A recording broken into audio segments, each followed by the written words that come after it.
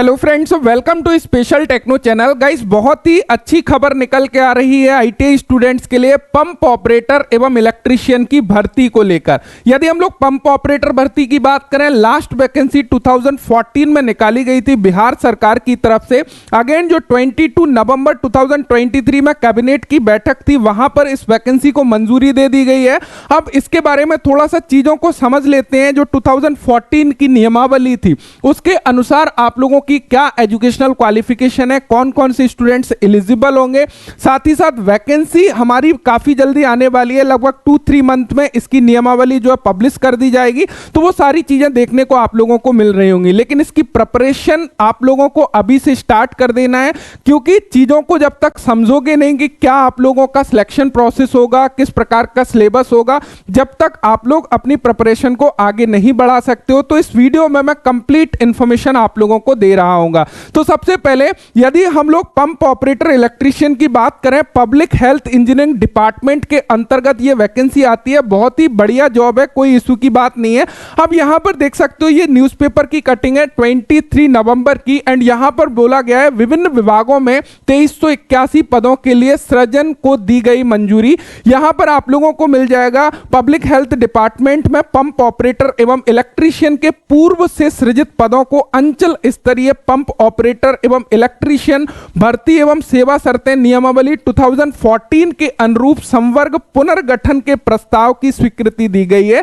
यानी कि जो नियमावली 2014 में था वो सेम आप लोगों की रहेगी, कोई भी यहां पर चेंजेस जो है आने वाले नहीं है। अब थोड़ा सा चीजों को और समझते हैं। यहां पर आप देखोगे मंत्रिमंडल सचिवालय विभाग की तरफ से यहां पर 22 नवंबर 2023 को बोला गया पंप ऑपरेटर एवं इलेक्ट्रीशियन भर्ती एवं सेवा शर्तें नियमावली 2014 के अनुरूप यहां पर जो वैकेंसी आने वाली है उसके लिए जो व्यय राशि होगी, जिसको पूरा रिक्रूट करने का जो खर्च होगा वो कुछ इतना होगा। एंड यहां पर लोक स्वास्थ्य अभियंत्रण विभाग में पंप ऑपरेटर एवं इलेक्ट्रीशियन के पूर्व से सृजित पदों को अंचल स्तरीय पंप ऑपरेटर एवं इलेक्ट्रीशियन भर्ती एवं सेवा शर्तें नियमावली 2014 में वर्णित सोपान के अनुरूप संवर्ग पुनर्गठन के प्रस्ताव को मानित वार्षिक व्यवहार यहां पर राशि दी गई है, इसको स्वीकृति जो है मिल गई है। अब थोड़ा सा चीजों को समझते हैं। यदि गाइस हम लोग बात करें पंप ऑपरेटर एवं इलेक्ट्रीशियन दोनों पोस्ट की, तो इससे रिलेटेड क्वालिफिकेशन में काफी ज्यादा डाउट आप लोगों के मन में होगा कि क्या क्वालिफिकेशन मांगेगा, क्या पंप ऑपरेटर में फिटर वाले, टर्नर वाले, वेल्डर वाले, मशीनिस्ट वाले,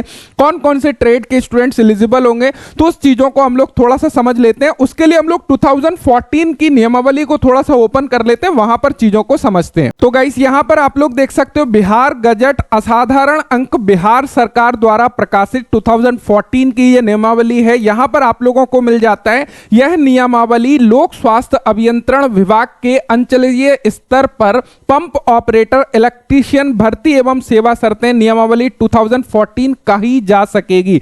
यहां पर थोड़ा सा चीजों को समझिएगा। इसका विस्तार संपूर्ण बिहार राज्य में लागू होगा, वो सारी चीजें यहां पर दी गई हैं, लेकिन कुछ चीजों को समझिएगा। अब यहां पर जो पंप ऑपरेटर संवर्ग है उसमें आप लोगों को रिक्रूट किया जाता है पंप ऑपरेटर के पोस्ट पर। उसके बाद में pump operator grade second and pump operator grade first जो है आप लोगों की पदोन्नति यहां पर शामिल होती है। इसी प्रकार यदि इलेक्ट्रीशियन पोस्ट की बात करें, इलेक्ट्रीशियन मूल कोटि में भर्ती करी जाएगी, electrician grade second grade first में पदोन्नति आप लोगों की करी जाएगी। अब थोड़ा सा भर्ती प्रक्रिया को समझ लीजिएगा। इसकी जो नई भर्ती है वो बिहार कर्मचारी चयन आयोग इसकी भर्ती प्रक्रिया को जो है पूरा करता है, तो उसके अकॉर्डिंग जो है आप लोगों की भर्ती निकाली जाती है, वो सारी चीजें रहती है, विज्ञप्ति निकलेगी आप लोगों की। अब यहां पर सबसे इंपॉर्टेंट चीज की इसकी भैया अर्हता क्या होती है, इसमें आप लोगों की क्या एजुकेशनल क्वालिफिकेशन जो है मांगी जाती है, उस चीजों को समझिएगा। इन्होंने क्या बोला है, मान्यता प्राप्त औद्योगिक प्रशिक्षण संस्थान यानी कि आईटीआई से पंप ऑपरेटर के लिए मशीनिस्ट अथवा फिटर में, यानी कौन कौन से ट्रेड वाले स्टूडेंट्स एलिजिबल होंगे, मशीनिस्ट अथवा फिटर ट्रेड में, तथा इलेक्ट्रीशियन के लिए इलेक्ट्रीशियन अथवा वायरमैन ट्रेड की परीक्षा उत्तीर्ण के साथ न्यूनतम शैक्षणिक अर्हता 10वीं परीक्षा जो है आप लोगों की उत्तीर्ण होना चाहिए। यानी कि ध्यान दीजिएगा, यदि आप लोग पंप ऑपरेटर में अप्लाई करोगे, वैकेंसी आती है उस टाइम, वहां पर आप लोगों के पास में मशीनिस्ट या फिर फिटर से आईटीआई है तो पंप ऑपरेटर में अप्लाई कर पाओगे। यदि इलेक्ट्रीशियन और वायरमैन से आप लोगों ने आईटीआई कंप्लीट की है तो आप लोग इलेक्ट्रीशियन में अप्लाई जो है कर पाओगे।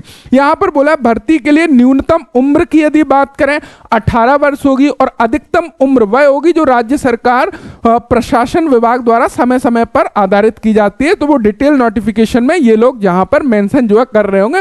हालांकि स्टेट की जो भी वैकेंसी होती है वहां पर आप लोगों का एज लिमिट का कोई इशू नहीं होता, क्योंकि जो अपर एज लिमिट है वो काफी ज्यादा रखी जाती है, लाइक 35 ईयर के आसपास। तो वहां पर जो है आप लोगों को इशू जनरली नहीं आता है। तो यहां पर बाकी चीजें आप लोगों को दी गई हैं जो कि नॉर्मल है, लेकिन हम लोग थोड़ा सा चलते हैं। परिवेक्षावधि की बात करें, आप लोगों का जो प्रोविजन पीरियड होता है वह 2 ईयर का प्रोविजन पीरियड यहां पर रखता है। उसके सफलतापूर्वक कंप्लीट होने के बाद में आप लोगों को रिक्रूट किया जाता है। तो वो सारी चीजें भी यहां पर क्लियर करी है, पदोन्नति के बारे में क्लियर करी है, तो वो सारी चीजें भी यहां पर जो है आप लोगों को क्लियर करी गई है। लेकिन अब थोड़ा सा हम लोग यहां पर देख लेते हैं इसके सिलेबस के बारे में कि एक्चुअल में इसका जो एग्जाम पैटर्न होगा बेसिकली वो किस प्रकार का होगा, क्योंकि वो हमारे लिए सबसे ज्यादा इंपॉर्टेंट हो जाता है। अब यदि हम इसके एग्जाम पैटर्न को गाइस थोड़ा सा समझें तो इन चीजों को भी थोड़ा सा समझ लीजिएगा। यदि हम लोग एग्जाम पैटर्न की यहां पर बात करें तो एग्जाम पैटर्न में यदि हम लोग जनरली जाएं तो यहां पर इसके एग्जाम पैटर्न में देखा जाए तो लगभग 5 सेक्शन है,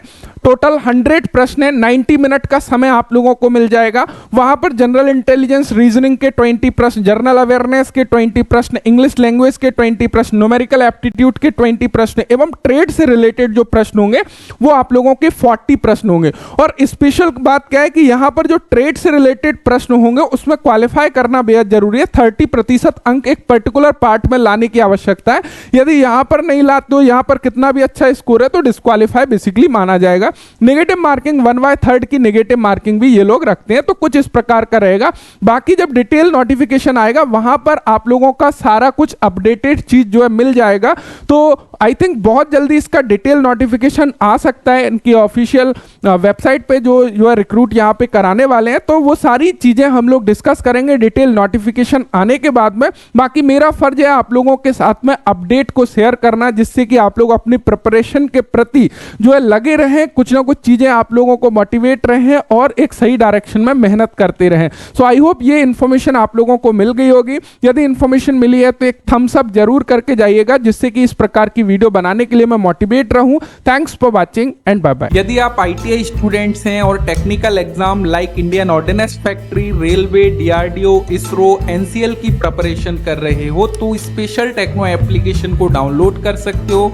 यहाँ पर कोर्सेज अवेलेबल हैं फिटर, टर्नर, मशीनिस्ट, इलेक्ट्रीशियन की। इनकी मदद से आप अपने एग्जाम को क्रैक कर सकते हो।